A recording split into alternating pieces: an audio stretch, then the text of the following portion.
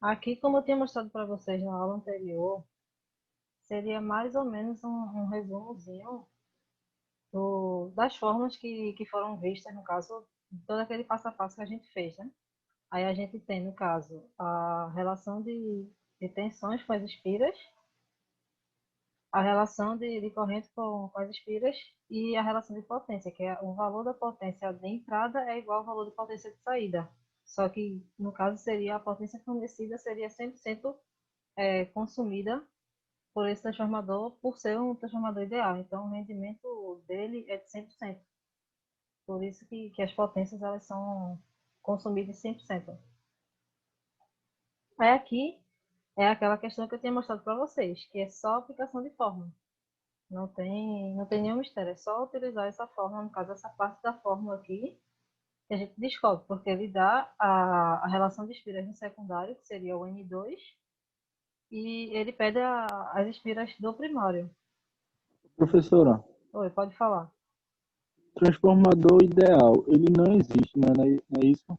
Isso, na vida real ele não existe, mas a gente estuda ele para poder ficar mais fácil de saber qual seria essa relação de tensão de entrada com a tensão de saída, Ah, entendi, entendeu? É só uma forma de entendi, simplificar os cálculos, no caso. Certo? entendi. Pronto. Aí, nessa questão, ele dá a tensão, no caso, ele já dá essa parte da equação, e ele pede, no caso, o N1. Então, a gente só faz a manipulação matemática para poder descobrir quem seria ele dá o N2, na verdade. A gente faz a manipulação matemática para descobrir quem seria o N1, que é o que ele pede na questão. Então, simplesmente é só aplicação de fórmula, não tem nenhum mistério aqui, não. Transformador ideal, geralmente é só aplicação de fórmula. Certo até aqui? Certo. Certo, né? Aí aqui nessa segunda questão, ele dá a potência e pede para usar o transformador da questão anterior. No caso, para usar os dados da questão da questão anterior, do transformador da questão anterior. No caso, naquela outra questão, a gente vai utilizar o valor de tensões, das tensões, que seria, no caso, 120 para o primário e 12 para o secundário. A gente vai usar aqui para poder a gente encontrar a nossa corrente, que é o que ele pede na questão. Ele pede para determinar as correntes do transformador. Aí, se ele dá a potência em 200 watts, ele diz que ela é resistível, essa potência, essa carga, ela é resistível de 800 watts, então essa potência ela é 100% ativa. Como a gente considera um transformador ideal, o coeficiente é 1, então quer dizer que toda a potência que ela for fornecer, ela vai ser consumida. Então ela é 100% Professora, ativa. Foi, pode falar.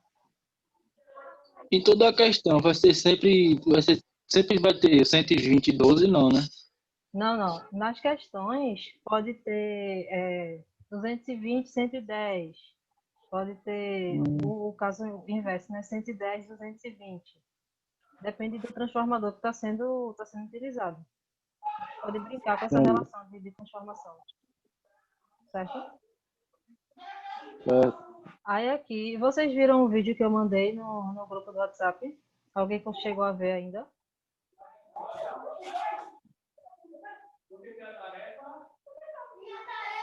Então, vê só, nesse vídeo que eu mandei, ele mostra essa relação da potência ativa, potência aparente e potência reativa.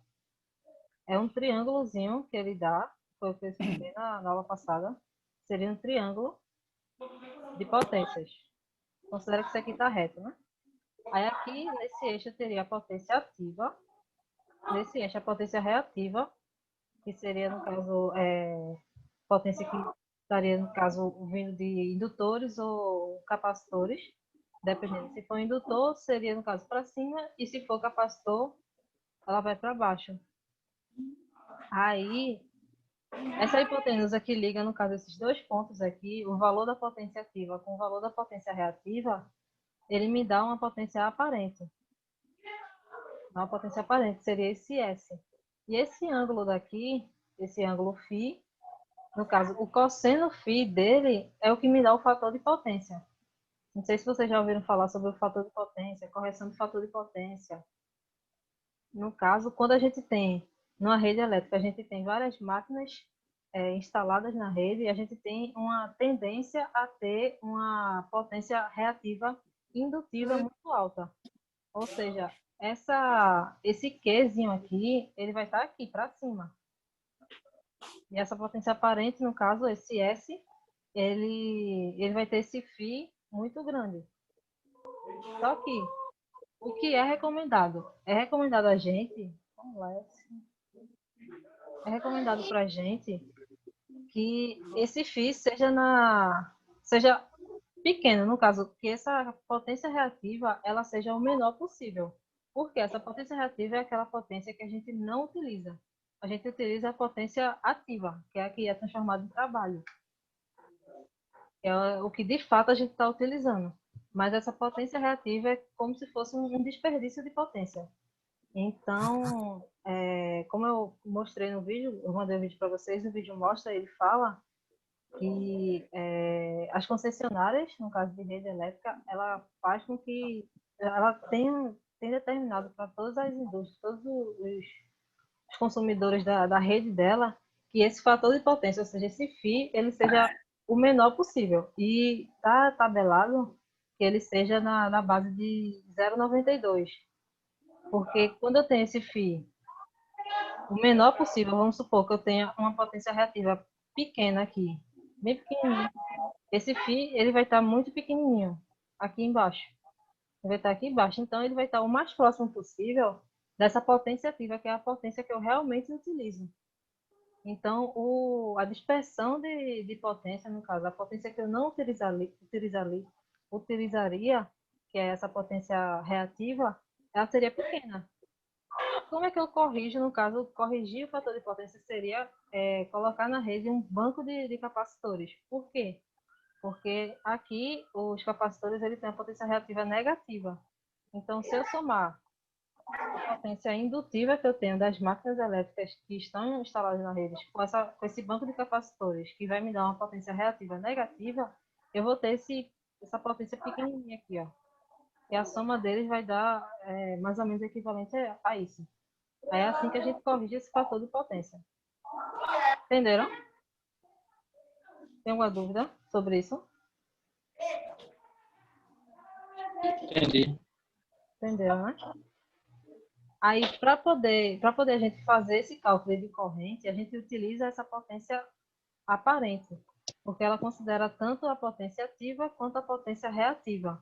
Só que aqui, como ele fala que é uma carga resistiva, então toda a potência que vai ser fornecida vai ser consumida por essa carga, por ela ser resistiva, porque a carga resistiva ela é 100% potência ativa, que no caso aí está descrito em 800 watts.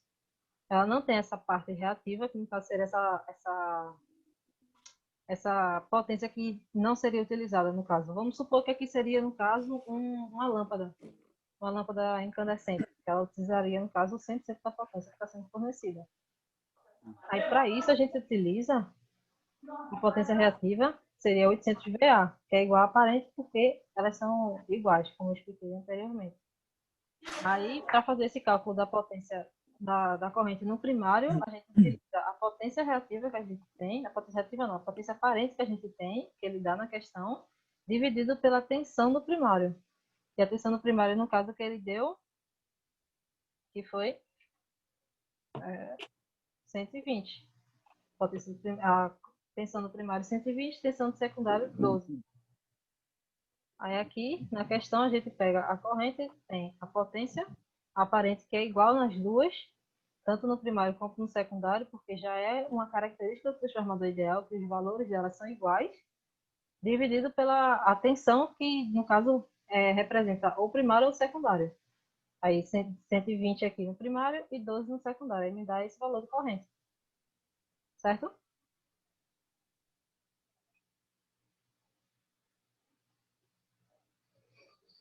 Aqui foi o que eu expliquei, no caso, ontem, que o transformador ideal é um modelo com várias simplificações em relação ao transformador real, ou seja, É um tipo de modelo de estudo que a gente faz para poder ter essa simplificação nos cálculos, para ficar mais simples a gente analisar como é o funcionamento de um transformador.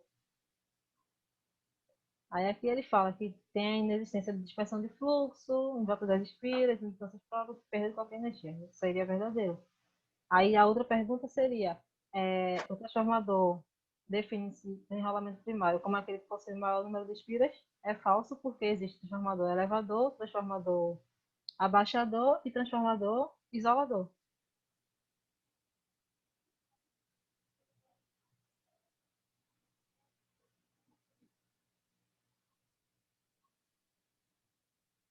Aí aqui, nessa questão. Transformador monofásico ideal possui em seu enrolamento 20 espiras no primário, que no caso seria esse N1, e em seu enrolamento secundário 60 espiras. Aí, quando esse transformador estiver em seu lado primário, alimentado por 100 volts, ele dá o V1. Em 100 volts, a tensão secundária será, ele quer, no caso aqui, ele quer o nosso V2. Então, necessariamente, a gente só vai utilizar essa fórmula aqui, que a gente já tem N1, N2 e V1. Ele só quer o V2. Então, a única coisa que a gente tem que fazer aqui é as manipulações matemáticas para poder chegar no resultado que a gente quer. É simplesmente aplicação de fórmula aqui.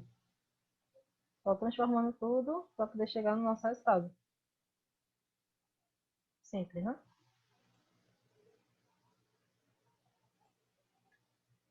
Aí aqui, transformador monofásico ideal com relação de espiras, do número de espiras do primário com o número de espiras do secundário é igual a 15. Ou seja, o número de espiras é maior do que 1. Então, ele é um abaixador. Aí aqui, aplicada no primário, a tensão de 240 volts. Então, no caso, no primário, a gente tem 240 volts. E essa relação aqui, N1 e N2, ele já dá. Então, a mesma coisa da outra questão. Ele pede o V2. É só fazer as manipulações e a gente encontra o V2. Somente.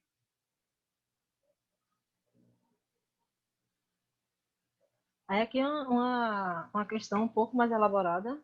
E pergunta já todas as características que seria de um transformador ideal.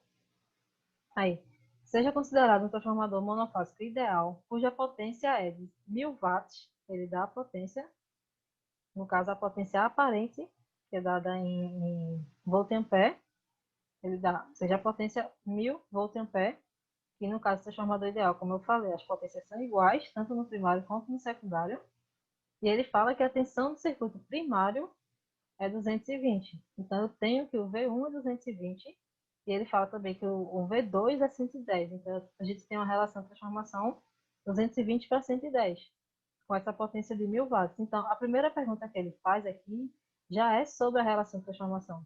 Então, a gente, como ele já deu as duas tensões, a gente já pode fazer a relação de transformação, que seria 220, que é o primário, dividido pelo 110, que é o secundário. Aí daria uma relação de transformação de 2, porque eu tenho 220 no primário, se eu dividir por 2, eu tenho 110 no secundário. Então, fazendo primário pelo secundário, eu tenho aqui a relação de transformação é 2. Eu tenho aqui, não sei se dá para vocês enxergarem, porque ficou bem ruim a imagem, mas está aqui, ó. A relação de transformação é 2.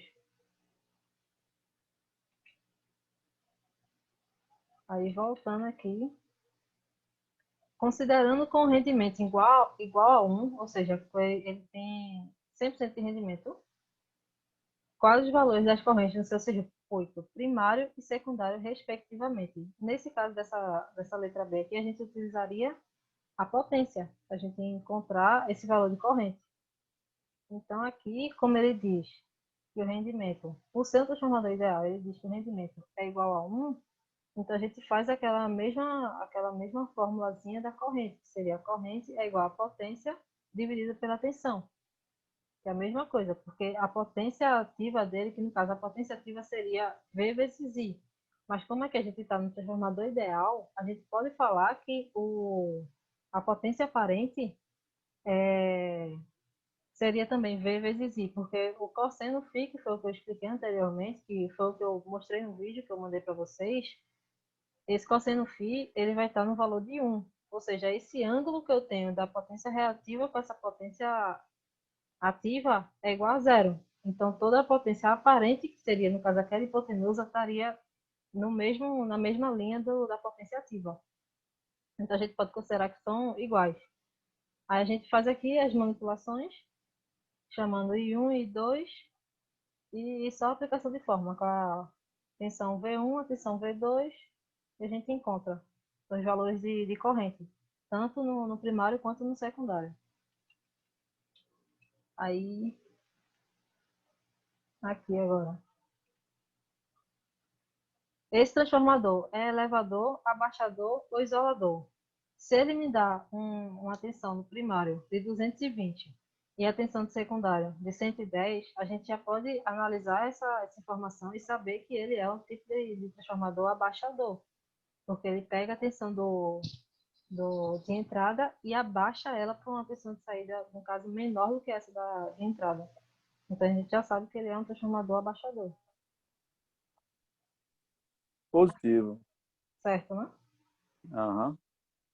Aí, se o número de espiras do secundário N2 for de 400 espiras, qual será o número de espiras do seu primário, no N1? Aí aqui, vocês já sabem, né? 220 e 110 as tensões. Aí ele fala que o N2, o número de espiras do secundário, é 400 espiras. Então a gente vai utilizar essa relação aqui de baixo. Porque ele já me dá a relação de transformação, a tensão do primário e a tensão do secundário, e ele me dá o valor de espiras no secundário, que seria 400 espiras. Aí ele pede, no caso ele quer saber quem é o número de espiras do primário. É só fazer as manipulações também, igualmente, a gente encontra o resultado de 800 espiras. Que seria, no caso, essa relação de transformação, ela é de valor de 2, no caso, que eu coloquei, que é a primeira pergunta, no caso, a letra A. Ele fala que a relação de transformação é de 2. Então, tudo que eu tiver no primário, eu vou multiplicar por 2. Pode ver que tanto as correntes aqui, que seria 4,54, se eu multiplicar a corrente do primário, que é essa 4,54 por 2, vai me dar esse valor de 9,09. Assim como também o número de espiras. Se eu tenho uma espira, no caso, por ser inverso, a gente tem que lembrar que é inverso. Se eu tenho uma espira pequena na parte secundária do transformador, e eu sei que ele tem uma relação de transformação de 2, na parte do primário eu tenho esse número de espiras do secundário multiplicado pela relação de transformação, que seria esse 2. Porque eu tenho um número maior de espiras, eu tenho uma tensão maior no primário do transformador. Ficou claro? Positivo. Certo. Aí aqui a gente vai começar a falar agora do transformador real. Deixa eu só ver quem que tá aqui realmente.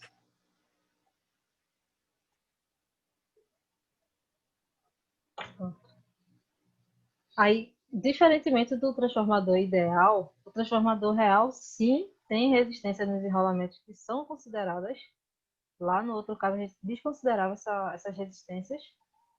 O fluxo de dispersão também não é nulo, ou seja, o fluxo de dispersão ele não fica somente no núcleo do transformador, ele também fica ao redor do enrolamento. As perdas no núcleo são consideradas, as perdas por corrente parasítica do estresse também são consideradas. A permeabilidade é finita, que é justamente a parte do fluxo de dispersão, por ele não ficar somente no núcleo, é justamente por essa permeabilidade, porque ela tem um valor que é definido. Então, ela tem essa oposição da passagem do fluxo, e a corrente de excitação também é considerada. Aí, aqui, no caso, muda tudo. Aí, nesse caso, do transformador real, a gente também tem um modelo de estudo que chega o mais próximo possível do que seria realmente um transformador real. Aí, aqui a gente tem a relação dos dados nominais de um transformador real, que seria as tensões nominais, são as tensões para as quais o transformador foi dimensionado para operação contínua durante toda a sua vida útil. São as tensões que, no caso, as tensões de entrada e de saída que ele foi projetado para suportar. Aí, a potência nominal é a potência aparente dada em VA, como eu já expliquei anteriormente, e eu mandei o vídeo também para vocês, falando sobre isso. As correntes nominais, que são as correntes que circulam nos enrolamentos, quando submetidas às tensões nominais e à potência nominal, que são os dados que ele foi projetado. E a vida útil é justamente a durabilidade dos materiais, no caso dos isolantes do transformador. No caso, a vida útil seria, né, em torno de 30 anos, que eles estão projetados assim para suportar em torno de 30 anos.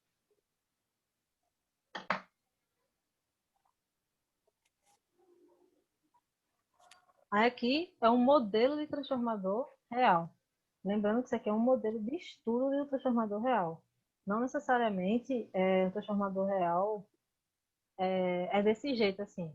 No caso dessa imagem aí, o transformador real está incompleto, porque ainda falta colocar coisa nele que mais na frente eu ainda vou mostrar para vocês como seria realmente um modelo real, fiel do que seria um transformador na vida real.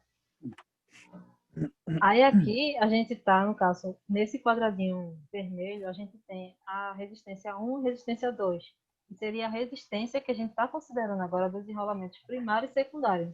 A gente sabe que é um fio de cobre e esse fio ele tem sim uma resistência interna nele, né? E esse XL1 e XL2, eles são a reatância indutiva desse transformador, ou seja, ele tem essa reatância também por ser uma máquina elétrica. Como eu falei anteriormente, essas máquinas elétricas, elas são, predominantemente, elas são indutivas. Por isso que a gente tem que fazer a correção do fator de potência para colocar aquele banco de capacitor para baixar no caso, essa potência reativa, que é do tipo indutiva, para a gente baixar ela e ficar naquele nível de fator de potência ali, 0,92, para que a potência ativa seja boa, seja consumida realmente.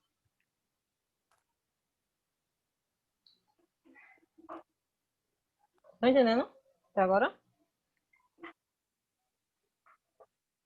Uhum.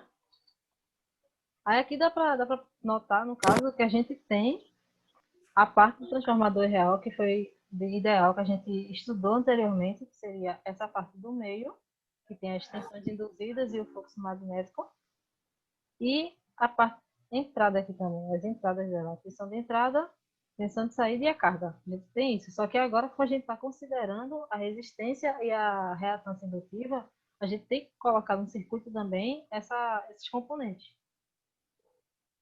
Aí, no caso aqui.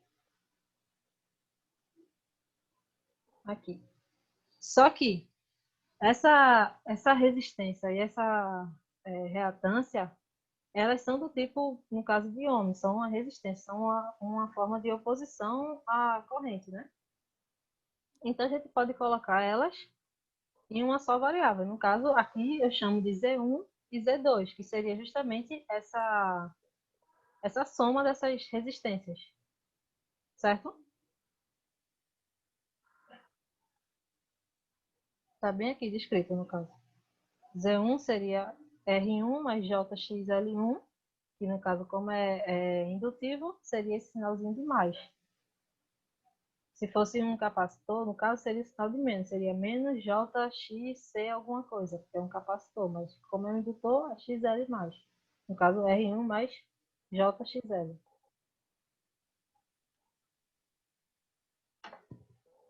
Certo.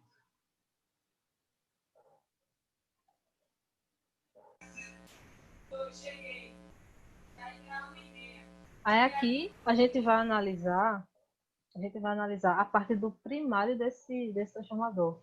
Fazendo a lei das malhas dele, a gente tem essa tensão induzida, tem essa indutância aqui multiplicada por essa impedância multiplicada por essa corrente e tem essa tensão de entrada, certo? Fazendo a lei das malhas. Aí aqui a gente pode analisar pela lei das malhas, a gente chega a um resultado.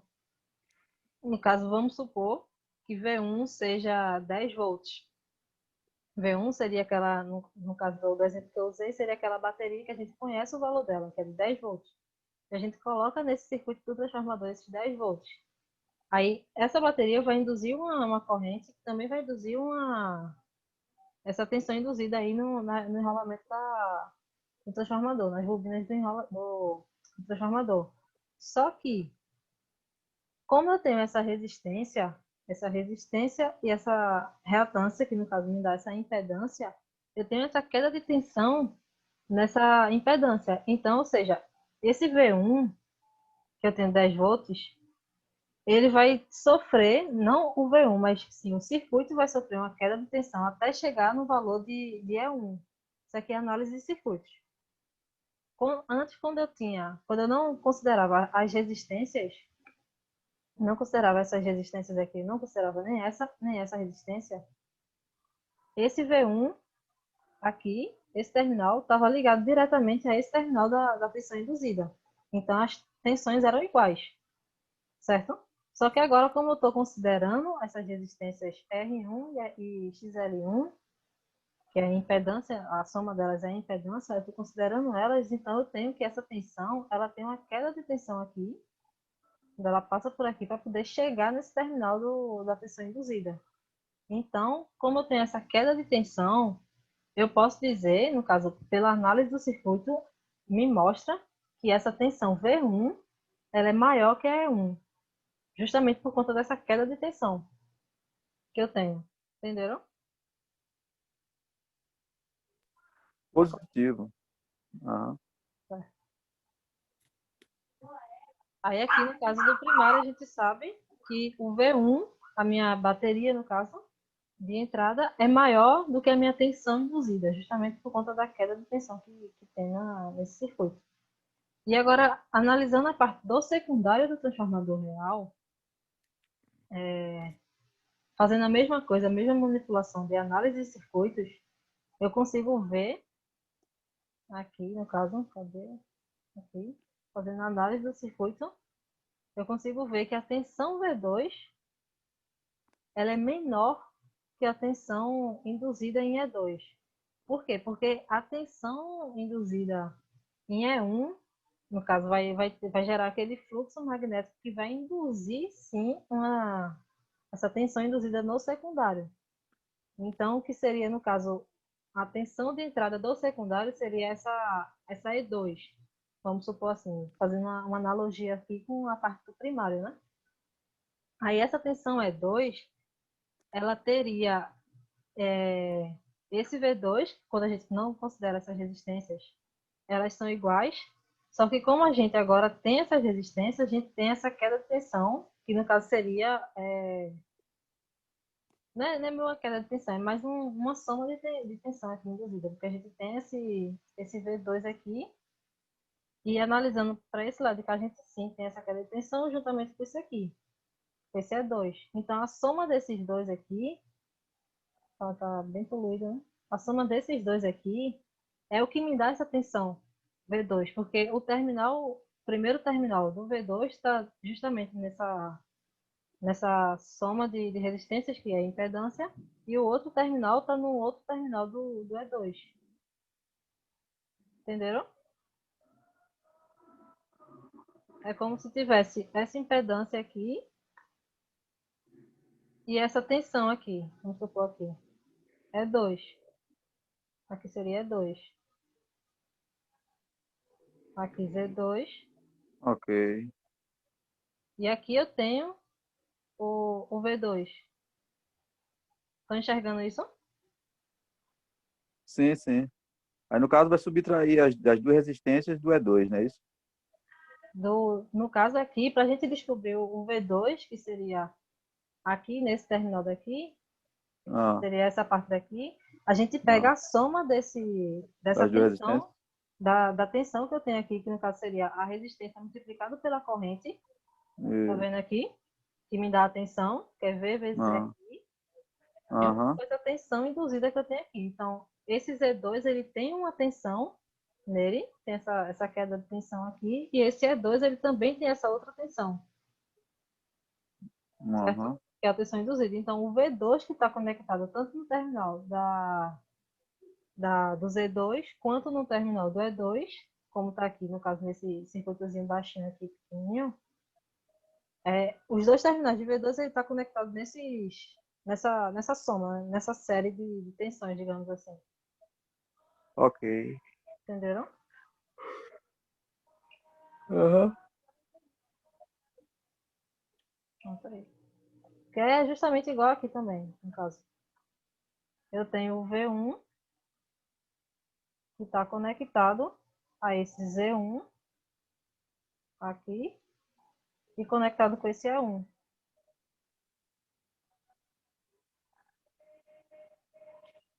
Enxergaram isso? Tá bem aqui, ó. Terminal, Sim, sim. esse terminal aqui e aqui. Pronto, é somente isso. Ok. Aí pronto, esse circuito equivalente, como eu falei para vocês, ainda não está fiel a um circuito equivalente real de um transformador, no caso da vida real. Porque aqui a gente está considerando somente as perdas nos enrolamentos do transformador. Ainda está faltando as perdas no núcleo do transformador, que seria as correntes parasitas e as correntes por esterese, as perdas por esterese. Aí aqui, no caso, nesse circuito de baixo, sim, estaria mais correto, estaria o mais fiel possível do transformador real, porque esse termo daqui no meio,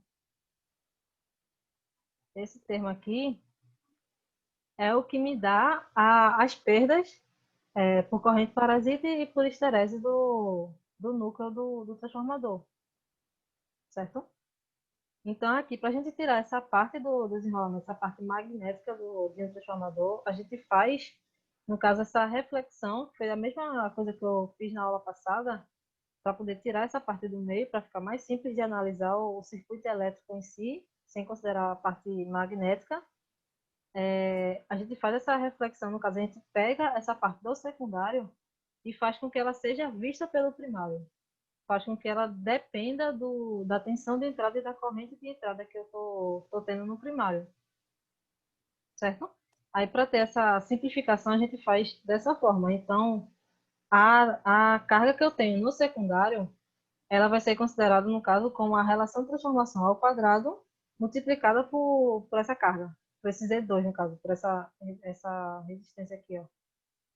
Por essa resistência aqui. No caso, essa impedância, né? Na verdade.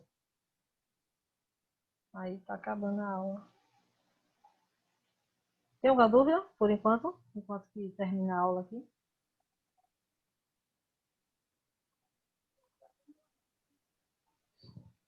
Eu tenho, professor. Pode falar, mas eu acho que vai acabar, mas pode falar. Você vai fazer uma prova. Oi?